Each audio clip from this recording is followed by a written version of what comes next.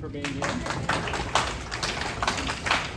And we have, I believe, 3 members of the Vienna Town Council. If I didn't miscount, let's see, Roy. Yeah, Sandra Allen. And Howard Springsteen. So thank you all for being here tonight. Oh, and also Catherine from Delegate Karen Keys-Gamarra's office is here. So thank you very much, Catherine, for being here. Appreciate that. Okay, so I'm not really going to give a lot of introductory remarks. We did have question opportunity. So I know several of you submitted questions ahead of time. That is not your last chance to ask a question. We're probably a small enough room.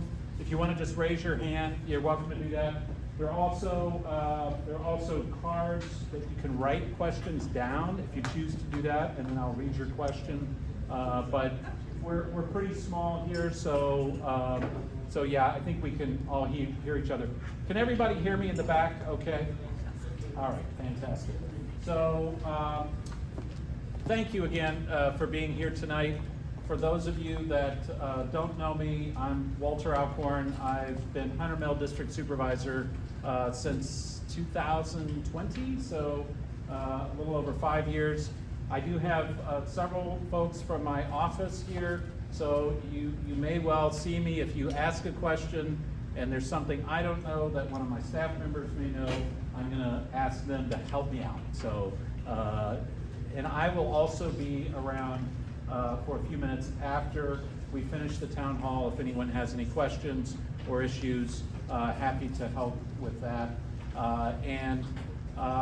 So why don't we just dive right in? There are several questions that I did receive ahead of time.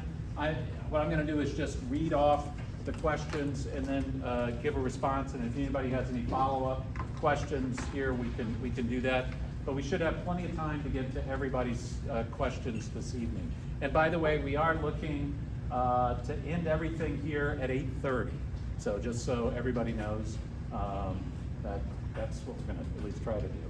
So this is a question we got from a constituent about deer culling, and this is a Reston resident, and the question was they wanted to have more deer culling in Reston, specifically because the native plants that she and her neighbors are planting are not surviving due to the deer. So I guess the deer are native too, but the native plants, I get it. So we actually have in Fairfax County, for those of you that don't know, it has been controversial from time to time, but we do have a deer culling program that uses our off-duty officers to cull deer in Fairfax County Park Authority property. So this is something that we have gotten a number of requests to do. We've actually added several new sites in Hunter Mill District during the last year. As a matter of fact, 5 new locations have been added. And we typically do that based on citizen request and also where there is a noticeable increase in the deer population. So certainly, Reston has a couple of locations right now and a couple more that are adjacent to Reston. But if you want to have additional culling in your area, I would say let my office know and follow up on this one. Do you have any idea if the evidence has been effective in reducing the deer populations? I've asked that question. Yes, it has been on a localized basis.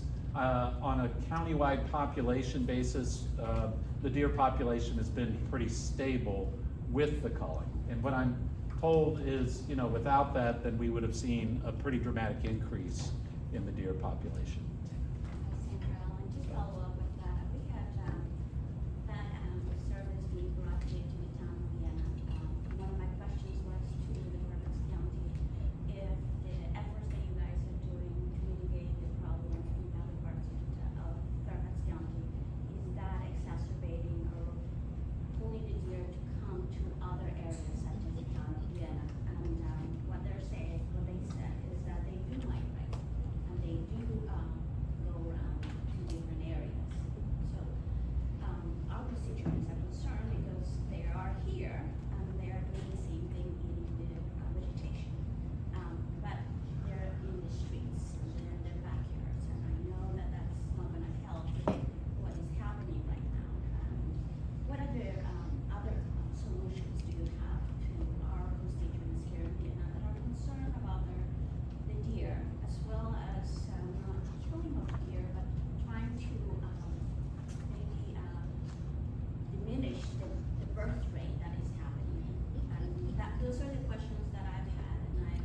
Yeah. also concerned about. So, unfortunately, there really aren't any other good options. I've asked the same questions.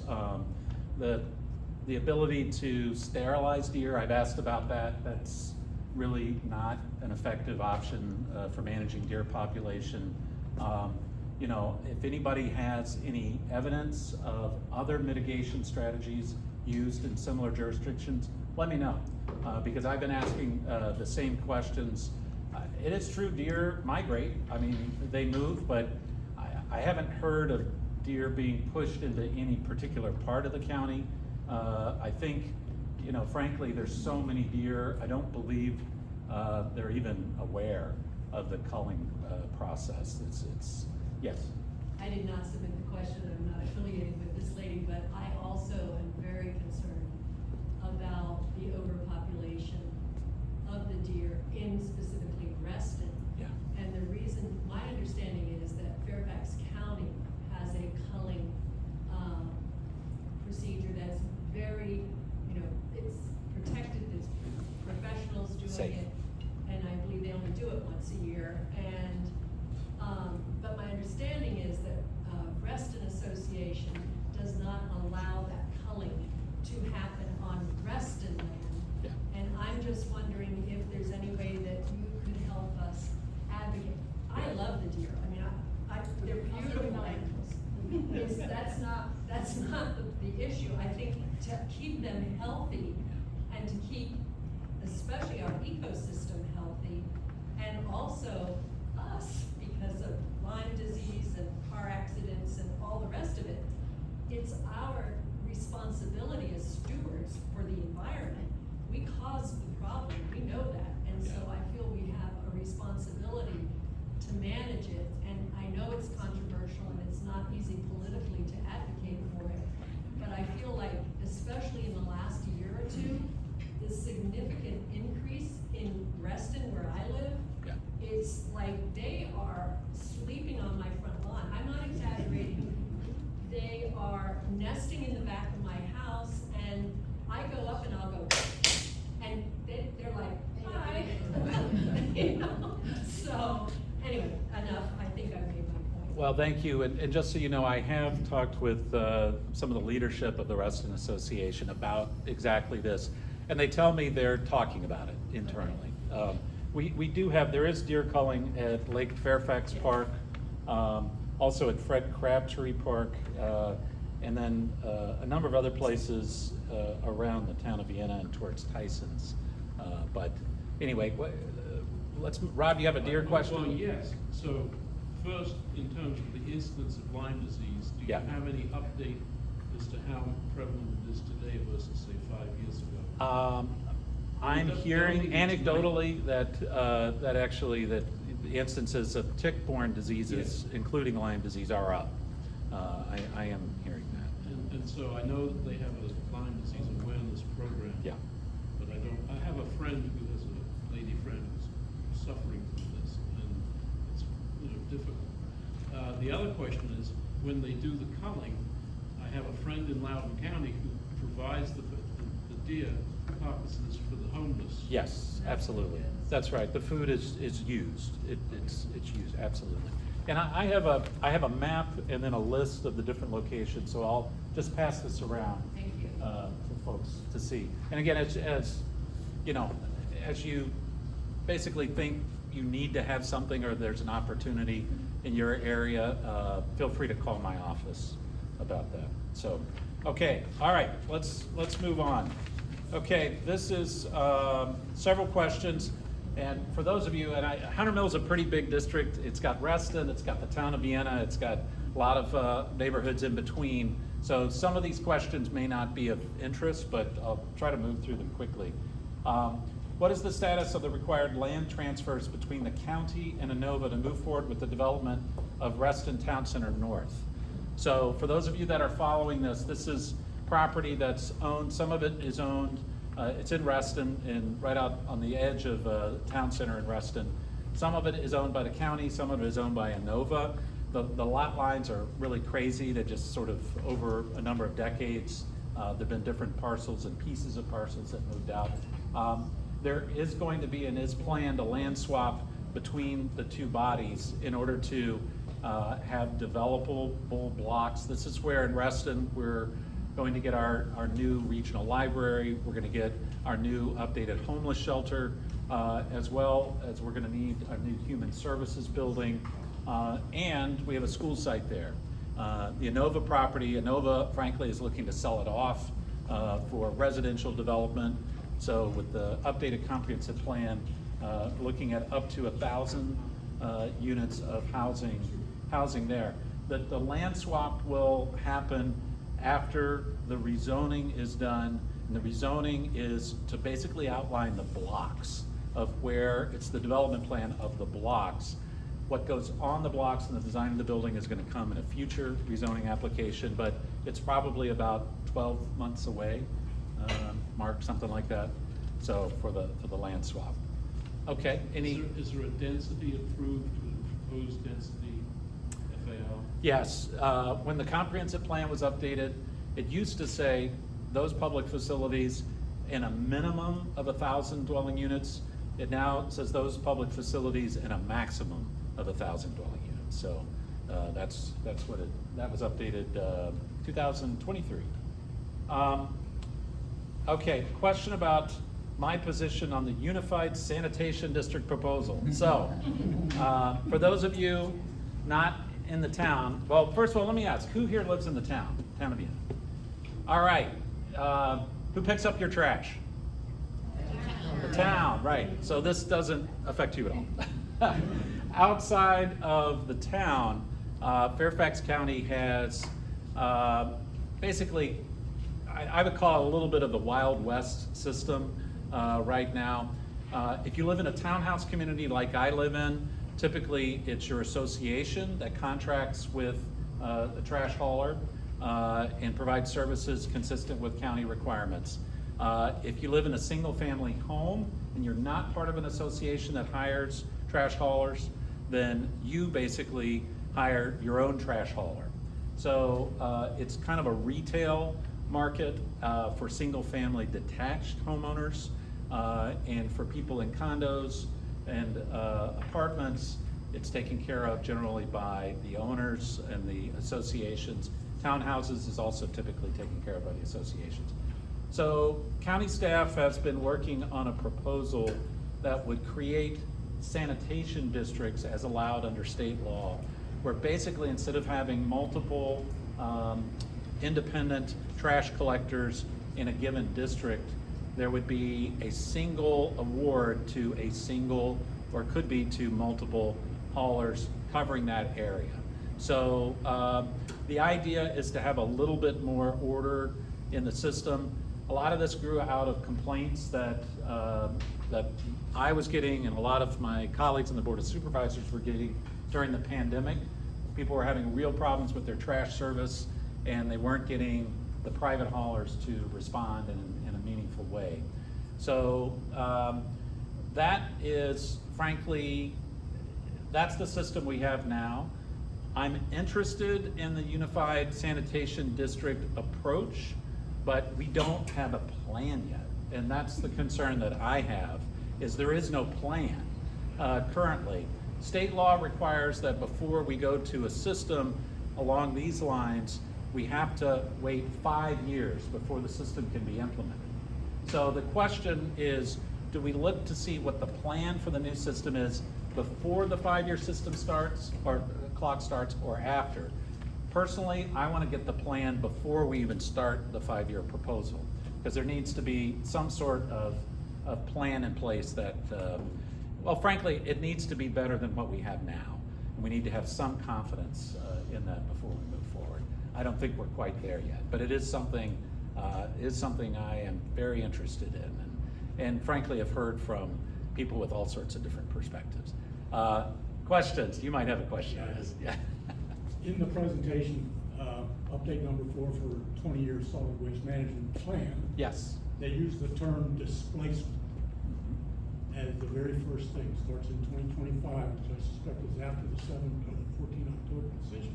Yeah. It goes for about a 3-4 year period. Right. What does the term displacement mean? Well, The idea is this: if you go to a sanitary district approach, right now you have different trash haulers, usually dominated in most parts of the county by a couple different ones, but they're smaller haulers, some of them may even be in this room, that are working to get market share. And so the idea, the whole reason that this 5-year delay is in the law, my understanding anyway, is to give all trash haulers a chance to use their investment and to take advantage of the investment that they've made over at least a 5-year period. Because what would end up happening, potentially, is there would be one hauler and those other haulers would not have the business in that area. I mean, that's it. Okay. So- Can I ask another question? Follow? Yeah, please. And then we'll go. I'm the board president for 1,406 community, Mhm. resident community. Yep, We currently have a contract where I pay less than $30 per hospital. okay, it's pretty good. It's very good. Yeah, We have the same vendor that we've had for about the last 10 years. yep. We're in the 3rd year of our contract. It's gonna run out in 2027. Where's his incentive as a businessman to come back to me with a reasonable contract to continue my business with him at that same rate or lower? I get twice a week. Right. Unlimited yard debris. I get recyclables and trash twice a week. Mhm. I can't get better than that. Yeah. And I know that the county can't do better than that. Yeah, is anybody here on county trash collection? I don't think, there are very few folks in in Hunter Mill District that get county trash collection. Now, this is not talking about having the county pick it up. I mean, I'll be totally honest, and you're probably gonna disagree with me on this. I'd like to go to a system where the county did all the trash collection, similar to the town of Vienna, but that's not very popular, to be honest. The way I see it, we actually have big changes coming. We have recycling market changes, and the big question mark that we all have out there, nobody knows how we're gonna deal with this, is composting. And what kind of a compost system? So if it were up to me completely, and it's not, because I'm on a board of 10 people, then we would have a more, frankly, we would move towards more of a county-run system. This is the next step below that. This just means the county would hire a private hauler to do the work in that area. Now, the question that you asked is a very good question. And frankly, until we have a plan in place, I don't even want to start the clock. Okay, no, I agree. This Yeah. is their plan. Yeah. Which is big. It's not really a plan. It's a plan. It's a compilation of ideas that, yeah. And by the way, I actually, in my association, I'm in a townhouse association. I pay a little bit I'm a less. single family. Yes, so, yeah. We're a single family. Yeah, I understand. That's a great price. And I'm not in your district. Okay, understood. Just I think food for thought, because I have a question, so I won't take too long. But the current USD price is $51 right now. And that's for once a week trash, once a week recycle, once a week garbage.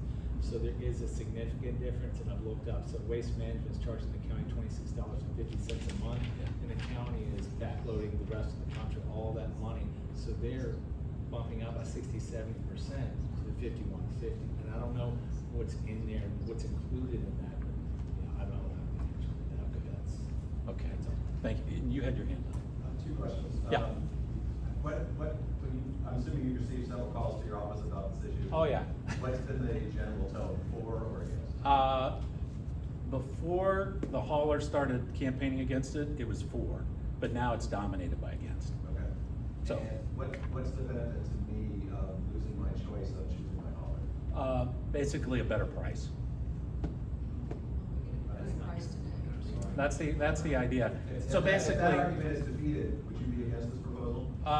yeah, if it's not a better system, if you're not paying less for the same or better services, Right. then I would be against it. So Absolutely. in my neighborhood, I pay $30, not part of an HOA. Yep. So, Yes. what about enforcement? How would that be? Is that not like a tax that people basic right to select?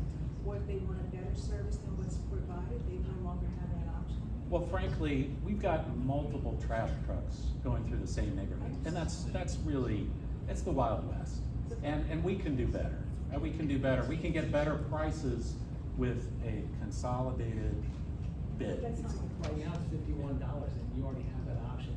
So you're charging more currently, so you can't say it's gonna be cheaper because Yeah. the current system in place is 51, and these guys are paying 30. So Yeah. how can you say that it's gonna be cheaper? It's not. See, what I'm hoping to have happen, and frankly, we have not had this discussion. So what I want to see happen is to have a discussion, frankly, with people. I'd like to have something specifically to Hunter Mill, for Hunter Mill residents, because this has gotten a lot of attention in other places, and I want to make sure I represent my constituents. So, yes. So I just, would like to comment on this. So during the pandemic, we had that situation in our neighborhood, I'm from Yeah. Weston, where our trash folks stopped coming. Yeah. But that allowed me to go find someone else to come. And I got a better deal, quite honestly. And I know you call it the Wild West, but I do think, having some control over who you have, coming and taking your trash is, I think we should be able to have that as residents. And, if you go to this one person, one organization, taking care of your trash, if we had another situation like a pandemic, I don't see how that could be, and that's gonna solve anything. It's just about, it was about staffing, and it's about people wanting to help you, at that point in time. And so I'm not sure if this is really the best. No, I appreciate that. And I just. No, and just so you know, Reston Association has asked me to get the Reston Community Center Small Tax District Number 5 to do all the trash collection. So I'm hearing a lot of different ideas in Reston in particular. And I'm not sure what makes sense, to be honest. So that's why we have to figure this out. I'm gonna ask my question again. Please. It's about enforcement. Oh, enforcement. Yes, in terms of who's gonna measure the trash can, if a person doesn't participate and they opt out, or they're gonna be penalized. You don't have to answer all that, but those are some basic questions for people. So are you talking about pay-as-you-throw enforcement? No, I'm looking like Virginia Beach, New York City, Yeah. Others, they penalize you when you do not, and if you do not separate. And I'm asking, would that be here in that enforcement aspect, and whether people have the option to opt out? You may not have those answers now, but Yep. I think it's fair that that gets discussed in the plan. It's No, not dollars and cents. I totally agree. Sorry, I didn't understand what you meant by enforcement. None of those are proposed requirements at this point, You don't right? know Yes, what they are. it is. Harrington calls the 38 trash police. Okay, so, 38 people are there to be enforcement on this plan. Now, this is this is okay, so that's the plan, answer no from plan. staff. Plan, Well, no that's plan. important. Yeah. Yeah, what's gotten a lot of people upset, besides folks in the industry, is that the question of pay-as-you-throw. This is something that's championed by a lot of environmentalists. Basically, if you have a bigger trash can and you generate more trash, you pay more. Does that make sense? I don't know, but I look forward to talking about it. Can I just one Please. one issue with paying you throw that's it's failed in a lot of places. You have trash and recycling, so a lot of people figure out I can take a smaller trash can. Larry, It speak doesn't up. much for my trash. People can't hear you on the Oh, side. I'm sorry. My name's Larry Foster with Evergreen Disposal. We looked into pay-as-you-throw, and it's failed multiple places. The reason why is people use bigger trash can, you have to pay more, so people will figure out they're gonna get a smaller trash can for the rest of the waste that they're recycling. So your recycling numbers go down, and recycling is not usable at that point, and there's no way to enforce that at this level. So pay-as-you-throw, and, community, our homes that have more, bigger families and stuff are being penalized because they have a bigger family. So there's a lot of holes in the system. Yes? If we address things that, with everybody, Yeah. then if it's not with Vienna, we can leave. Yeah, absolutely. Okay, thank you. Appreciate it. Moving on. Question, and this is not completely Vienna, a little bit. What is the status of hiring to fill vacant positions in the Fairfax County Police Department and the Fire and Rescue Department? So we have closed the gap quite a bit on our vacancies in both of those departments. Frankly, one of the ways that happened was collective bargaining. So we do now have collective bargaining contract with our police department union and also our fire department.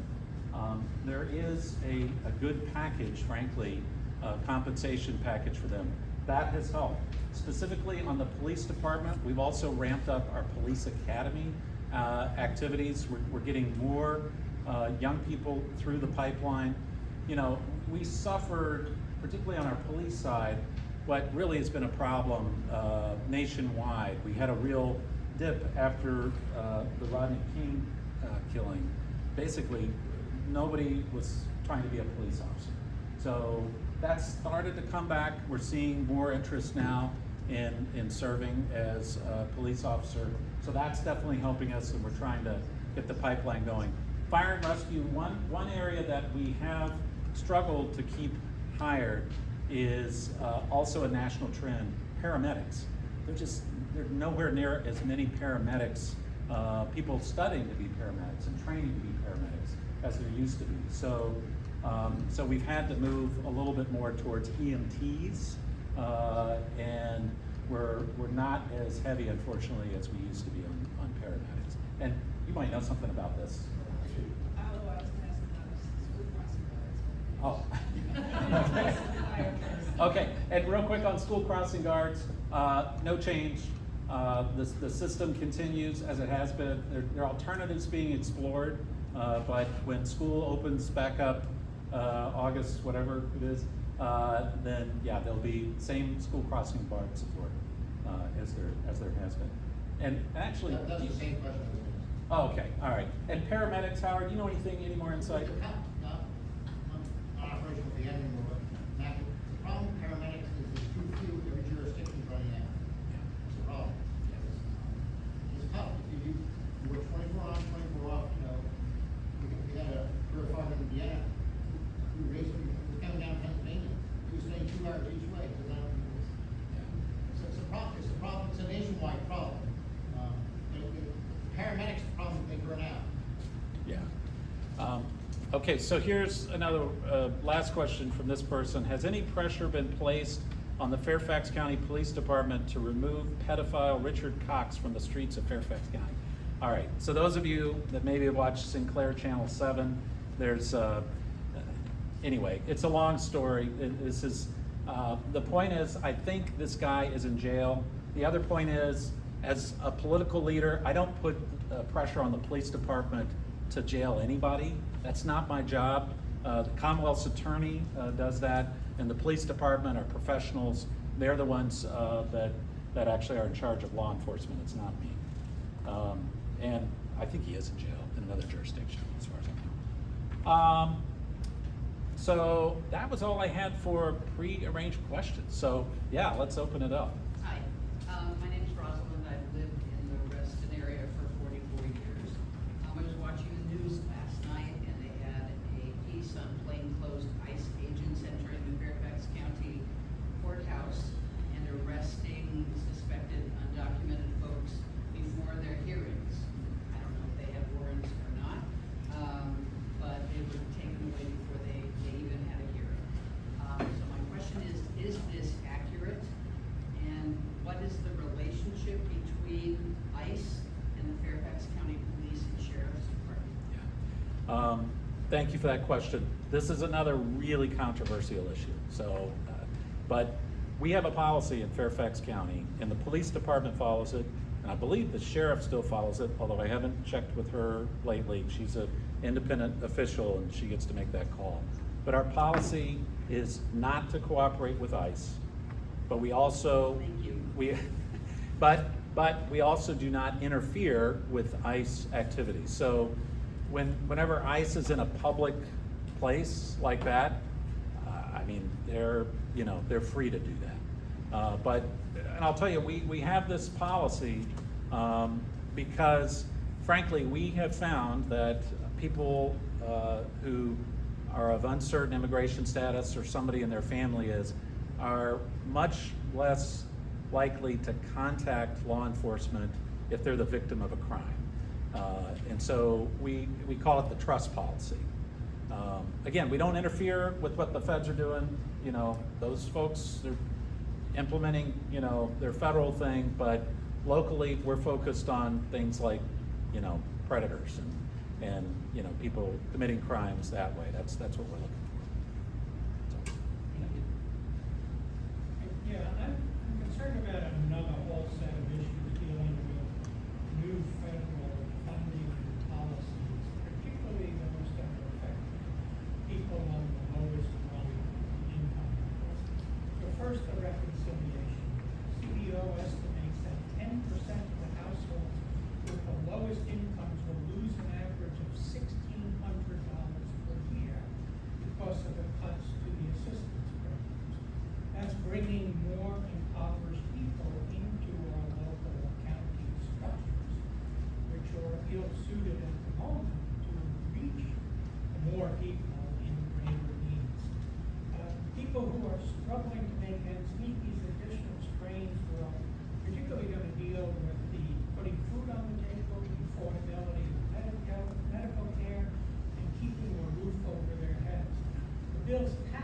raise will provide 10% of the households with the highest incomes an additional $12,000 per year. So this is the metaphorical opposite of Robin Hood. We're stealing from the poor to give more money to the rich, and it is just despicable in my humble opinion. The bill cuts over $1 trillion in federal spending on safety net programs, and this includes Medicaid and SNAP, and an estimated 12 million people are expected to lose their health care coverage over the next decade. These are people, some of whom are living right here in Fairfax County. That's not good for public health to have people with health care surrounding us. And CBO estimates that this is adding $3.4 trillion to our national debt. So these are so-called fiscal conservatives that are screwing us royally in ways that are just obscene. Second, I want to mention that last week Trump signed an executive order that's rooted in outdated racist myths about homelessness and will undoubtedly make homelessness worse. Specifically, the order expands the use of police and institutionalization in response to homelessness, prioritizing state funding for states that treat homelessness as a crime and end housing-based solutions, and then finally cuts off funding for life-saving programs like harm reduction. And then finally, as we saw in the last week, the HUD, the Housing and Urban Development Funding bills, the annual funding for them, are proceeding apace in the House and in the Senate. The House would cut nearly $1 billion from the essential supports for building more affordable homes in our community and elsewhere around the country. And even the better Senate proposal fails to provide the additional funding needed to address the cliff of emergency housing voucher programs.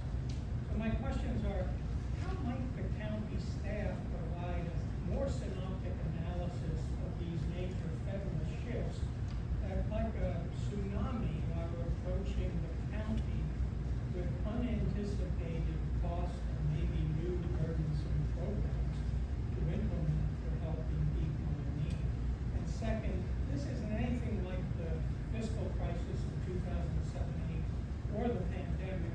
This is a self-induced assault on America by the Project 2025. And it's an assault on our common community values. So what assistance could you and your office begin to render for expanding awareness of this tsunami coming towards us and how to organize better community resilience in response to those threats? It's like nothing I've ever seen in my multitudes of decades working in our human services.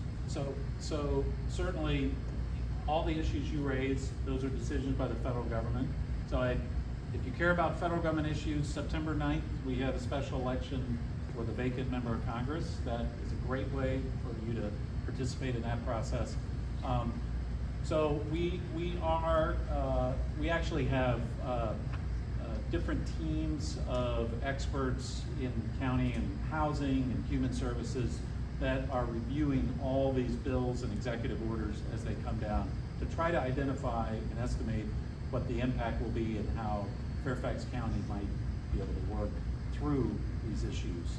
I want to give a shout out to, at the state level, Delegate Siebold is very aware of this. There's the speaker set up a committee chaired by Delegate David Bulova, who's looking at how the state might be able to step up and fill in some of those gaps, really critical gaps that might emerge for our Virginia residents. We are not as centralized in Fairfax County in terms of our review, but we are definitely paying attention. Some of these programs, as you know, don't come directly from the feds to Fairfax County. Many times the money comes through the state. So there's still uncertainty, even when there's a cut, how much of that cut ends up coming here. I'm afraid we're not going to do very well, when put in competition with other parts of the state. on some of these human services programs. So, We're gonna elect a new governor, lieutenant governor, and attorney general, and 100 delegates. and that's November, and that's the November election. So, yeah, thank you for those questions. I just want to address the concerns about local government, your decision making and the impact on my life. Taxes are gone up, property taxes are gone up, sales taxes are gone up. As a resident of Vienna, we pay $10. And there's no really cost for services have gone up. Senior citizens are paying $65 to use the senior service centers. And services are really upward too low. You know my concerns with my mom and my home because of the services that one provider, that's serves whole Virginia or is a monopoly. So I'm asking you, how can you improve the services here for our constituents that are paying exorbitant costs? They can't, non-professionals can come back to Fairfax County to live. My children are looking to moving away. I'm trying to do everything to provide something here in Vienna, but there's not an incentive locally by our supervisors, by our local officials to assist with this dilemma. So, I don't wanna talk about federal level, we don't have impact, we do have impact here locally. So I would like, I hope next year, you guys are not raising taxes again. We need to be more conscientious about our expenditures and our wishes and our cut money and how we distribute that. So how can you help me, help my mom, and help my children with the right? Thank you for that question, Sandra. Yeah, taxes have gone up, absolutely. Real estate taxes are too high in Fairfax County. I completely agree. But we do have a policy to try to recover at least some of the costs for services. Thus, the senior center the fee was raised the first time in 10 years. So, yeah, it's painful, I get it.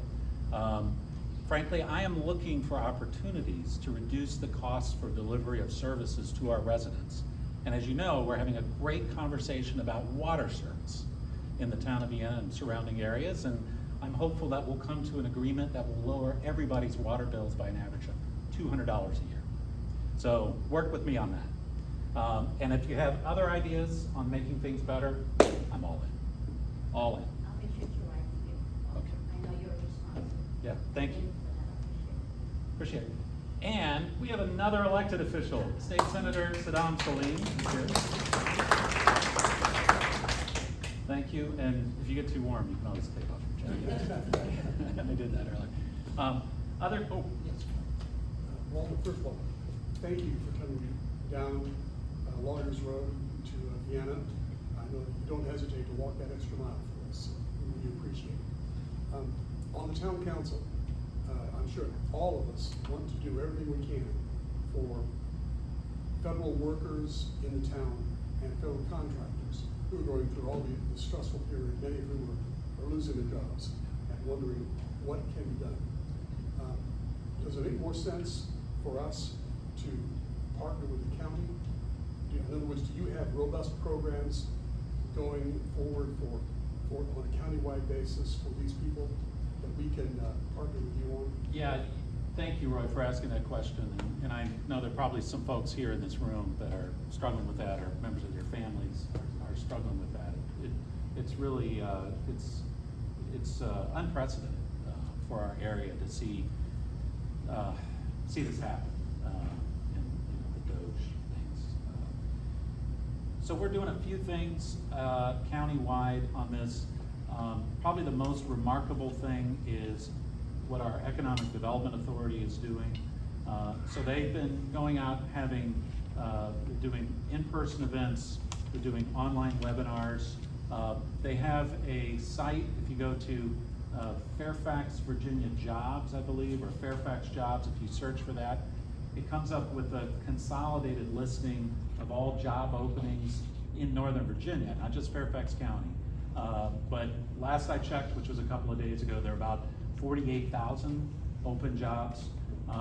The challenge, of course, with many of our federal workers and our federal contractors is there's not a good fit, exactly at least, for what those job openings are and what their skill set is. So one of the other things that our Economic Development Authority is doing is working with individuals to help guide them into skill improvements. What can they do? Maybe it's a certification that qualifies them for one of these jobs that's out there. So there is a lot of displacement that's going on right now.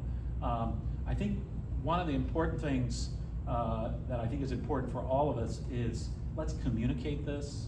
I think it's important for those of us in even local elected office to know and understand what's going on in the community. How are people being affected? Because that also really, I think, brings us to how we can help. Another big shout out, Northern Virginia Community College.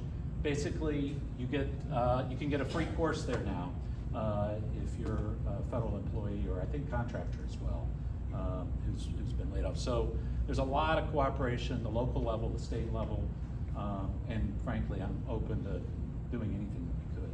Yes. Well, I think that's an important question to say, and let's bring it up, because, yes, I've been represented by a fellow behind me who lost my job because of his wrongful representation. And I think you're grossly misrepresenting this demonstration. It's extremely important what's happening. The corruption, why it's extremely serious, and it's costing all of us. People don't realize how much it's costing us for that corruption that is getting cleaned out finally. I've been there, I've seen it. Not only that, you gotta go back to the Clinton days. You had 377,000. We're like, why are anyone bragging about that? This has only been 32,000. Nothing compared. So we're making it a lot more than what it really is at this point. Let's see what happens.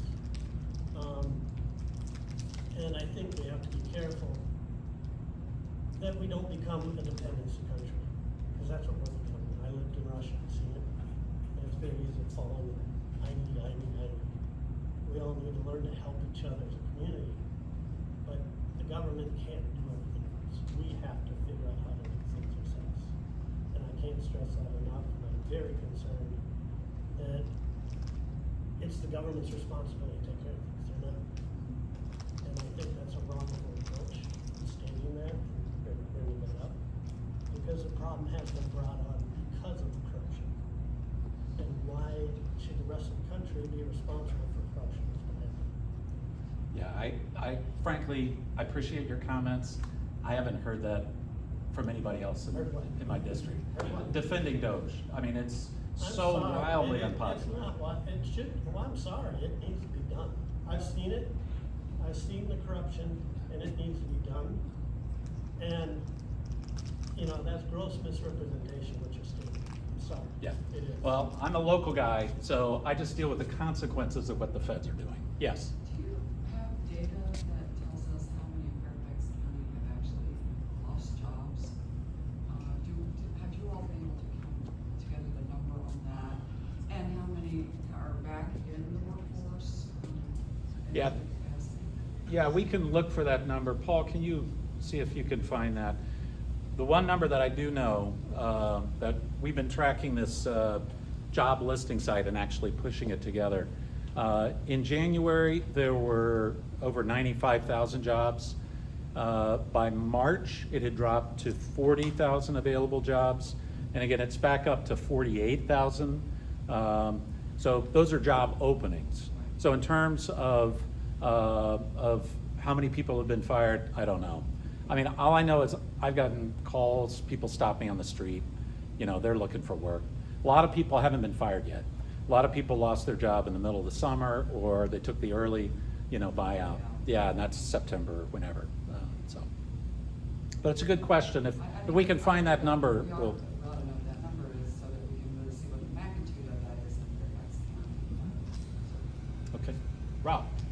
So since we have a state delegate, a state senator for a delegate here, what is Fairfax doing with the Commonwealth we obviously have a financial problem.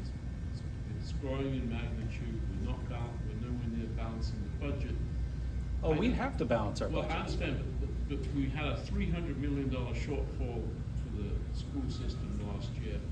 What Brian Hill, I think, set up some kind of panel after this year's budget meeting. Have they met? And what are they planning to do? And what cooperation with the Commonwealth has occurred?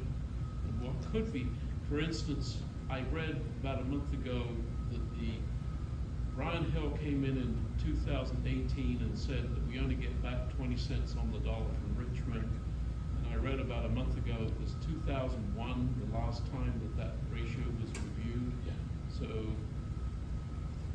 Yeah. so whether Senator Salim or the delegate can comment. Well, let me address a couple things, Rob. There are actually a couple of committees that were set up, and it's joint with the school system, Fairfax County Public Schools, and the Board of Supervisors. So I actually had meetings getting ready for that yesterday, and I had a call today. I met with I'm on the one dealing with information technology to look to see where the school system and the county can actually get economies of scale and frankly get more efficiencies and reduce costs for the things that we do, both as the school system and the county, by working together. So that's something, we don't have meeting dates set up yet, but that definitely will be happening this fall. There's a similar committee, 2 Board of Supervisors members, 2 school board members on facilities, and to look to see where there can be better coordination on facilities. I have to say something about this deficit. There is no deficit. In Virginia, it is illegal for us to run a deficit at the local level and at the state level. It just doesn't happen. What do? We cut spending, we raise taxes, or some combination. That's what we do. I mean, so, yeah, it's not fun, but yeah, that's what we do.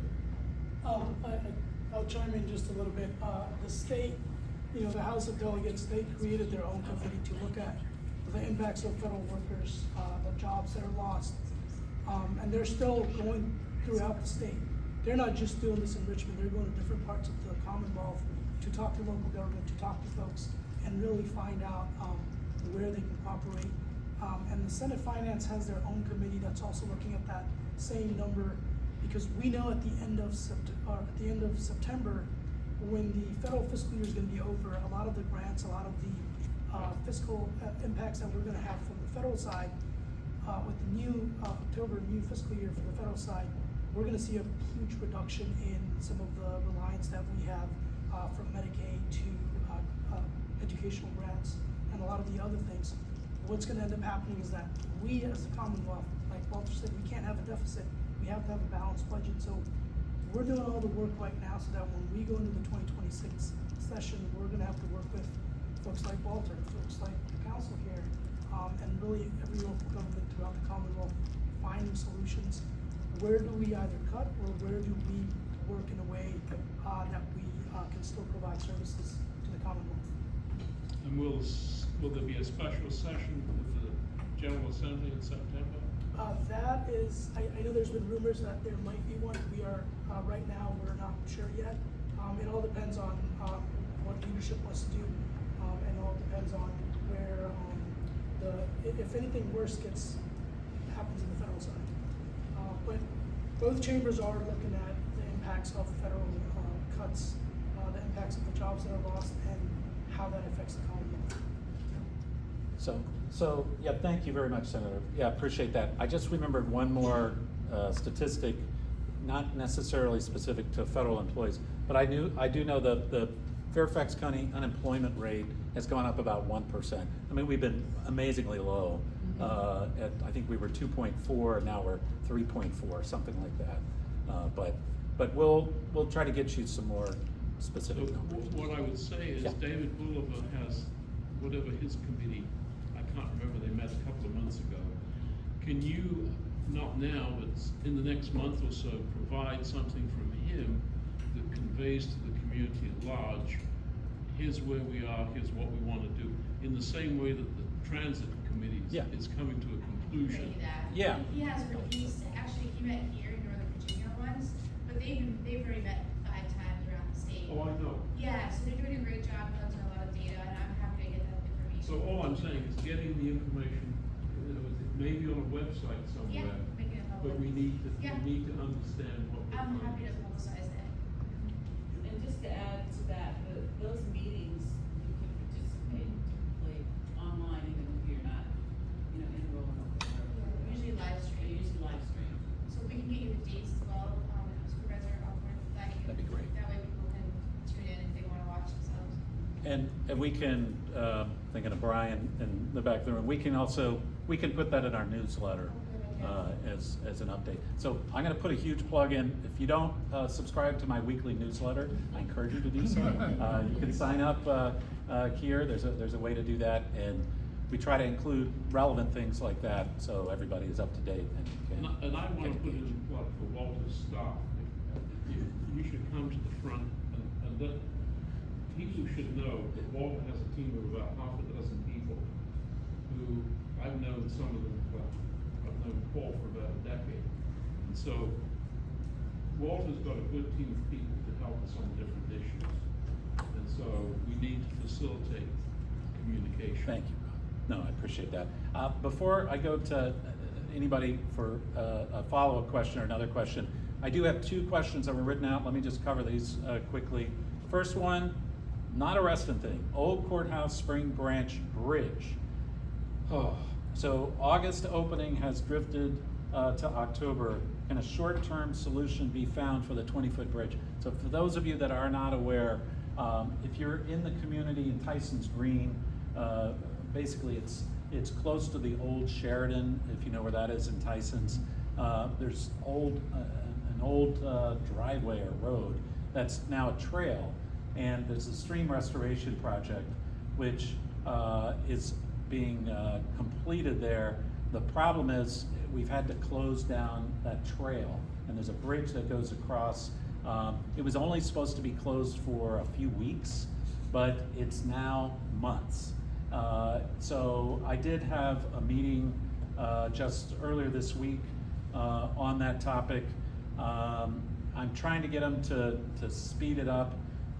The problem right now is there's a safety issue. Even if the bridge is completed, the construction equipment's gonna be coming right up to the edge of the trail, and they're concerned about having people that close to the construction area. So I'll keep pushing, but thank you for everybody's patience. It's, now if you're trying to get across, you have to go all the way down to the Vesper Trail if you wanna walk across that way, and that's a long way out of the way. So, and whoever asked that question, I appreciate your patience, and hey Frank, I figured, no, you're right to flag that. So, one other. That's, if you're pressed for time, it's more about the USD. I wrote that, so we Oh. can take that offline. Okay. If you All right, but a good question. We'll talk later about ways to reduce trash generation and disposal. So thank you. Yes, sir. Jay. Annually, we close a fiscal year. We can't run a deficit, but oftentimes we have a carryover reality. So could you say anything about carryover this year, and not only how much, but how the board intends to allocate to deal with a rainy day status uncertainty of the federal? Yeah. Honestly, I don't know what carryover is going to look like. I haven't seen those numbers. For those of you that aren't budget nerds like I am, some others, carryover basically is just like what it sounds. So money that wasn't spent during the fiscal year that ends tomorrow. So we won't know until probably later. No, it didn't. It doesn't end tomorrow. It ended last. The beginning of this month is the new fiscal year. So yeah, we are July to June. But we will find out typically in August what our carryover situation is. I know over the last couple of years it's actually gotten tighter. There hasn't been as much money falling out. We had to make about $53 million in pretty painful cuts. Last year we did about $30 million the year before, and that's basically all of our departments and agencies have really had to tighten their strings, so there's not as much money falling out at the end of the year as there used to be. So, but, and in terms of priorities, yeah, I mean, this is how we paid for, that's how we paid for a lot of the pedestrian safety improvements, so new crosswalks, repairing old trails that are dangerous, things like that. We also have paid for a lot of our IT projects out of these carryover funds. So with those funds getting tighter, it's going to be even more challenging, but we'll see. We'll see. Yes? Yeah, I had a couple questions. One, on June 30th, I did send an email that I got no response to from Lower Mason District. We can't hear you. On May 30th, I did send an email to the Mason District, Hunter Mill, which is yourself, and Sully, as well as the chairman of the county, inquiring about a couple things. One, the new ordinance, which you're trying to do on the electrical substations, that relates to some of the data centers that we don't really have here. They're out in Rock County. And No, they're in our district. Yeah, I do have. It's minor compared to Rock County. We do have. Right, it is an issue, so we gotta be on top of it. Secondly, you have the unified waste, which I'm very concerned about. Yep, we talked about that. That we need to address, because I think that's another overstretch of government coming into play, and the increase in fees, which you just capped on just recently, that question. Because again, that's just taking more money. It shouldn't be there. And then thirdly, you have the school bond, which is very questionable. Okay. And it seems to be a slush fund instead of really targeted towards you. Okay. I think there should be it affects the public financing act, and I have a question. Okay. Seriously. A couple things. We did talk about unified waste districts earlier. I basically said I'm not supportive of moving forward until we have a plan that shows a better system than what we have now. So that's my position on that. The other piece, let's see. Oh, the school bond. Yeah, school bonds. I mean, frankly, I hear from a lot of folks that say we aren't putting enough money into the schools. And so, you know, we didn't fully fund the school's requested transfer this last year. And the schools were very unhappy about it. I heard from a lot of folks on that. And the good news about bonds, if you don't like school bonds, you can vote against them. We can only do general obligation bonds that are approved by the voters. So, you know, that happens every couple of years that we do that. And there was maybe one other thing. Oh, electric, yes, substation, that's right. Thank you for bringing that up. That actually, it's not on a lot of folks' radar. So for those of you that don't know, we're getting into the business of regulating data centers more closely. So we did do an update to our zoning ordinance specific to data centers. And when we did that, you know, we tightened up some of the requirements and tried to make sure that it minimizes any impacts on neighboring communities. But what we also did is we called for looking at the regulations for electrical substations in particular. So, you know, some of this it's interesting because I've already heard from some folks on the industry side that say, you know what, you should not make these substations a special exception, they should be by right, because it'll slow down the process. Dominion is about 8 years behind building new substations and power to new data centers, mostly in Loudoun, as you pointed out. But one of the reasons, actually the main reason we're not getting new proposals for data centers, at least along the Silver Line, is when phase 2 of the Silver Line opened up, it took all the power for that corridor. So there's not a lot of extra electricity capacity available at this point in that area. So I think we probably will see, and we are seeing more proposals for data centers along Route 28 in the Sully district. I think that's by and large going, I think, pretty well. They are really good for the taxpayer because, you know, data centers generate a lot of revenue on a, you know, facility basis, but Yeah, very little labor, that's exactly right. They don't result in a whole lot of employment. And I don't know, it's interesting. Loudoun's made the trade-off. They've got a lot of data centers, they've got a lot of real industrialized areas now. Doesn't look great, but their tax rate's lower. So, that's the type of fun balance we get to make in local government. So, thank you for asking. Yes. My daughter forwarded an item she saw last night from the newspaper in Austin. And Austin and Southern County are considered bad things. So telling people to cut back on the use of their showers because of the water that's required in the cool room. So we need to be thinking for strategic about this, what it's doing to the whole metropolitan area. We get less more water from the whole time. So if the data centers take it during a drought, we'll have to cut back on our showers. It's crazy. Yeah, with weather like this, I don't want to cut back on anybody's shower. That's not the time for that. That's for sure. Yes. A couple of comments on the data center. Sure. What we don't know, I think some of us don't know, is that us as current users of electricity, we pay for those new substations. Before the data center would give us 1 penny. We pay for it. We pay to build it, we pay to maintain it, till they come online and start using the electric. That's right. Our data centers in this state, in the county, are all by right.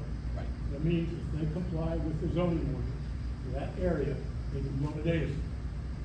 The restrictions that we received from the board of supervisors was minimal as it compares to what was asked for.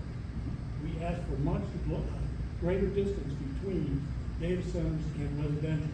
Right now, there's a data center being built within about 100 feet of a trailer park. There's one trailer park in this county. It's a small place, it's a place where some people can actually afford to buy. And now we're putting a data center within spit distance. You mentioned 28. Along 28, we have 3 data centers. 2 of them are right smack dab within about 250 feet of a community, right on the property. And now these people have to look at this. Prince William County is trying to build 2,100 acres of data centers on a place called Rural Crescent. That's 25 million square feet of data centers. And someone mentioned the water. No restrictions on the water that they can use because they're all water cooled. They're not air cooled, they're water cooled. Big bubbles. On diesel fuel, every one of those data centers has a diesel engine, multiple diesel engines. The last one was approved, which is going over off right behind the other park out in Sullivan, and Sullivan. Yep. But in Chantilly, there are going to be 28, I think, diesel engines on that property. 5,000 gallons apiece with a 50,000 gallon storage. These things are monsters, they're obnoxious, they're in the way of everything we do around. We're now turning this county, for those that don't know it, the Tri-County area is the largest data center concentration in the world. Yeah. Not just the state, not just the United States, but in the world. Yeah. So it's a huge problem for this area, and we're gonna pay the price for electricity, for water, for air quality. We're done. Yeah, and let me just add one thing. Thank you for saying that. I was actually one of 2 board members to vote against it because they didn't go far enough. I agree. I actually think that data centers should all be special exception. I don't like them by right in any zoning district. But we do have, hopefully, moving forward with comprehensive plan language so that we can at least start the process to come back and review that decision on whether it's by right or not, whether they're by right. It'll be too late, because we've already approved some. Yeah, yes. Yeah, thank you for bringing that up, and we should also look at the P6 generation, AI, and the demand that those are going to bring, and that the centers are going to be outdated because AI would require much energy and much more demand from various things that are happening in our lives because we're digitizing everything. So you should, our senators and delegates should be aware to protect that area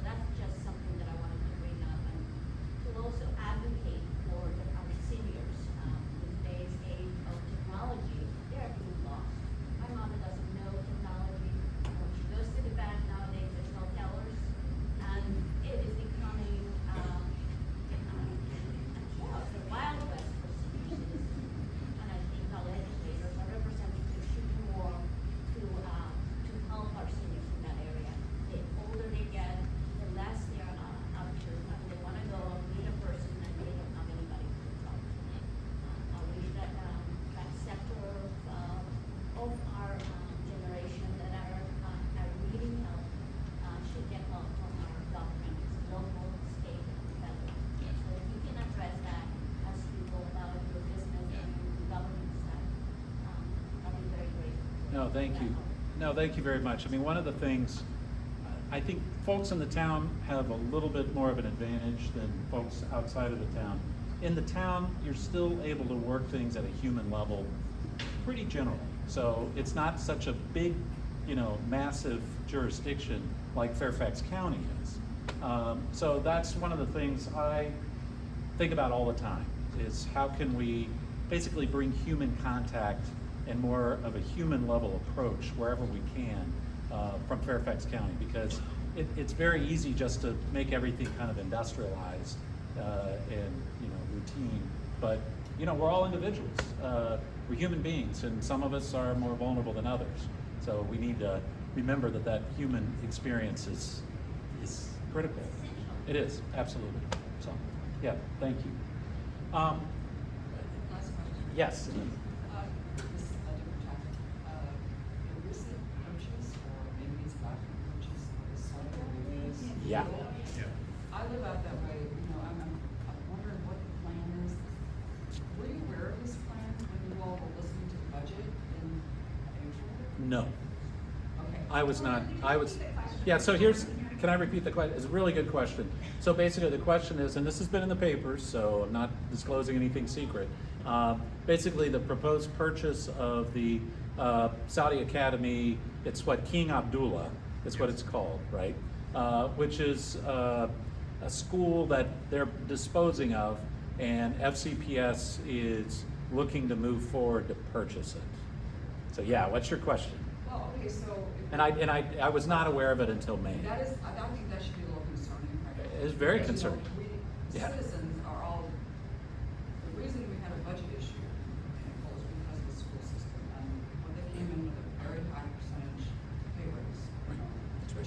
So that's why there was a lot of question. Now we're hearing about a school, I live out in that direction, and Herndon High, brand new renovated school, I don't think it's over capacity at all. It's way under It's capacity. under, in fact, the whole FCPS is under, it's at 180,000, it's 9 or 10,000 less than it was pre-pandemic. Yeah. And it hasn't really changed since we came back. So I guess I'm just wondering what the plan is.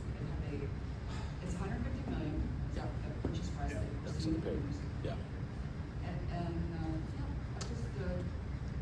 We don't really know the full price tag on that, because that was a 450 or 475 student capacity building. Yeah. And how does that compare with a typical FCPS school? Yeah. High school is typically over 2,000 students per high school. Right. We don't know what it's going to take to get that facility to come up anywhere near those numbers, or if it's even capable of coming anywhere near those numbers. So we don't know if this is a good deal or a bad deal. Yeah, and you're raising very good questions. I mean, the renovation costs, required renovation costs, is unknown, as far as I know. Shouldn't there be a plan, though? I mean, we're closing on this thing on August 15th, and nobody knows what the plan is. I mean, except for maybe a few privileged. Yeah, I mean, frankly, the school board has had their discussions. I don't know what their plan is, to be honest. I mean, it just seems like it's just trust us. So does the board have any authority to request public input on the school board decisions? I mean, we could ask for anything, but we have no authority over how the school spends their money, but we do have authority over, you're talking about school bonds. Okay, that actually has to be approved by the Board of Supervisors before it goes on the ballot. So I was working on this issue today. 400. Right, but it does not include, at least, there's nothing in there about this. And what I was told today is the funds to buy the academy are coming from the 2023 bond issue. I haven't got this confirmed yet. Yeah. Who's the Mount Vernon district? Mateo Dunn. Yeah, Mateo. Okay, I haven't talked to him. Yeah. But I had the same questions about what are the renovation costs. Yeah. And so the question is, there needs to be some kind of public forum in that area. I think that's Sully District. It is Sully District, although it's right next to Hunter Mill District, so it's right on the edge. it's right on the edge. Yeah, and I drove around there a couple weeks ago just so I could try to get a sense of what impact there'd So be on it. jointly with Sully District, there needs to be some kind of meeting. I think the Yeah. purchase, Well, here's a thought. If the school system goes through with this, I would assume the school system will need to update their CIP, their capital improvement program. And they should do that only through some sort of a public process. well, I was told that what's in the bond issue Yeah. was what was approved in the CIP in January, which I didn't go to, I haven't read. Yeah. And so, I just think there needs to be some kind of public meeting, let's say after Labor Day. I agree. Once, and so, Yeah. there are some opportunities. A year ago, at the town hall with Kerry Delaney and Stella Pekowski, I was, as you know, for 10 years, they talked about a Western high school. Right. And, Right. and I went through the Western Comprehensive Plan, I kept asking the people from the school, where are you gonna do and when? Right. And nothing happened for 10 years. Right. So, in a sense, this is a short-term solution, but it. That would make sense, Rob, to me, but I'm not sure that's the solution. I think Well, that's the way it's been proposed. Yes, it's been discussed, but frankly, we don't yet know how the school system will want to use the facility. I mean, it might become some kind of, I don't know what you call magnet school, not a Thomas Jefferson, but something Yeah. with, it has a swimming pool, and I think that's a plus. I think we need to develop swimming for the I county. had recently heard that it's prohibited from being a magnet school based on some particular rule that it cannot be a magnet school. Okay. So. All right, yeah. I had not heard Yeah, that, but. and by the way, I used to live in 20171, and this was being talked about 20 years ago. Right. And Yeah. the thing of it is that there were a couple of prime opportunities right up by Route 28 and. But land has tripled in value in the last Right, 10. right, but what's happened now is where they could have put a school facility is now chock-a-block with condos, townhouses, and apartments. So now, not only have you not seized upon the opportunity to build a school there, it's now been replaced by more students. Yeah. that are- Well, and I, I don't want to be too critical of the school board, and I've said this very openly. The school board it's the toughest thing anybody could ever do. It's truly a thankless job, so I appreciate anybody that steps up to run for school board and be on the school board. But what you're talking about in terms of Herndon High School is correct. It's under capacity. Now, Chantilly High School is overcrowded. Centerville High School is a little bit overcrowded, so there is an argument potentially for helping overcrowding that area. But I'll just mention, and this is like the most difficult thing even the school system will ever do in the school board, is they are looking at boundary adjustments. And so this is a really, really good example of why they need to take that serious, and we all need to take that that process seriously. Because, the reality is if you don't move boundaries, it can be extremely expensive. And so you have to think about that whenever you make these big capital One comment on the decisions. SIP. The most recent SIP, which is the projection for the next 5 years. Yes. Actually shows Herndon High School as gaining in enrollment at a time when, declining in enrollment at a time when the census is saying that Herndon is gonna go from like 21,000 in population to 35,000 over that same time period. Yeah. So it doesn't make any sense that your SIP is saying something totally contrary to the people who do this for a living. Yeah, it's anyway, very good discussion. I appreciate it, and I very much hope the school system basically has that public process that you're calling for. Transportation. Yes. Can I ask you, since you're the Yes. now WMATA board member. Yes. Congratulations. Yeah, thank you. We've got a few transportation problems in Hunter Mill District. Have you resolved anything with the town center underpass situation? There was a lawsuit, I gather, with ComScore. Is that It wasn't a lawsuit. There was pushback by Corsight. Core site, sorry. which is the big data center there, because it's proposed to go adjacent to their facility. Frankly, that project is not funded, so. Well, that's the problem. We've not received our fair share of funding from the Commonwealth. And I am pushing very hard behind the scenes. We've had absolutely no response from the present Secretary of Transportation. Yeah. And that's why.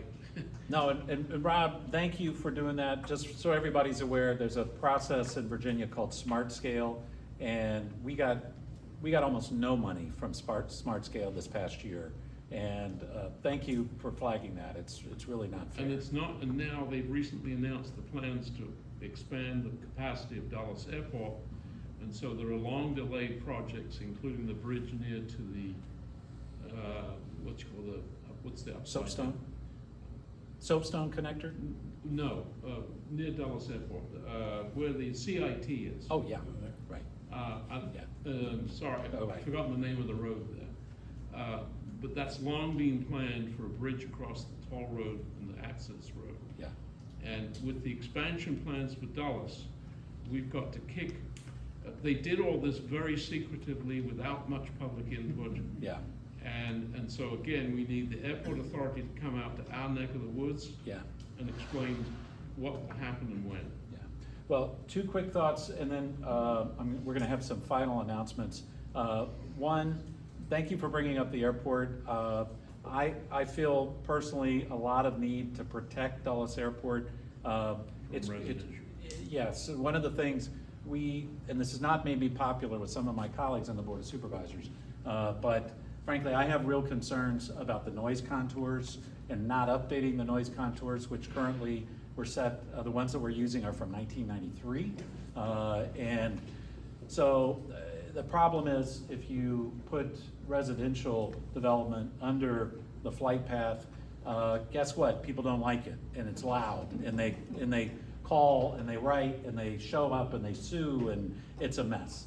And so I'm hoping that we can, be more careful in locating residential under flight paths. That's me. It's not in Hunter Mill, so my ability to influence that is a little bit less, but still, that's something. And the other thing I'll say, the other thing that I worry about, and I want to give a big shout out to Senator Salim and Delegate Siebold, basically casino.